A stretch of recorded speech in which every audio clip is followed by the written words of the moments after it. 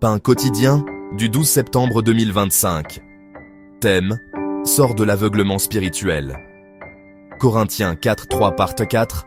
Pour les incrédules, dont le Dieu de ce siècle a aveuglé l'intelligence, afin qu'ils ne voient pas briller la splendeur de l'évangile de la gloire de Christ, qui est l'image de Dieu.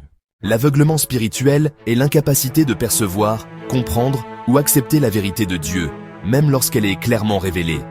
C'est une cécité intérieure qui empêche de reconnaître la lumière de l'évangile, la volonté de Dieu et la personne de Jésus-Christ. Il ne s'agit pas d'un problème des yeux physiques, mais bien du cœur et de l'esprit. Cet aveuglement ne se limite pas à l'ignorance ou à l'endurcissement du cœur. Il peut aussi se manifester par l'adhésion aux mensonges, aux faux enseignements et aux hérésies qui maintiennent les enfants de Dieu captifs et empêchent la manifestation de la puissance divine. L'aveuglement spirituel empêche de discerner la vérité, car il amène à prendre le faux pour le vrai.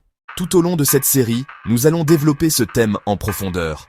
En effet, beaucoup de croyants désirent expérimenter la main de l'Éternel dans leur vie, mais s'appuient sur des méthodes qui ne viennent pas de lui.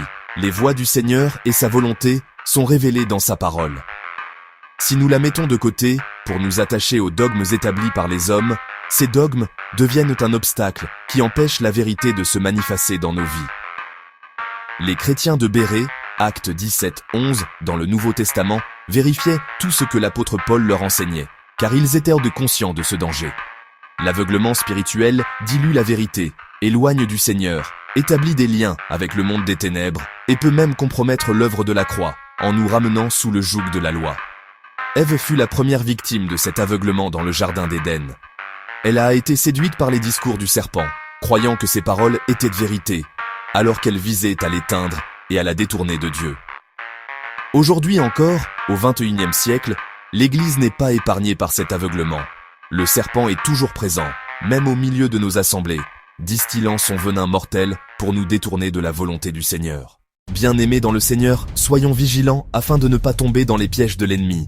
Dieu a envoyé son Fils dans le monde afin que nous ayons la vie éternelle par lui. À la croix, Jésus a tout dit et tout accompli.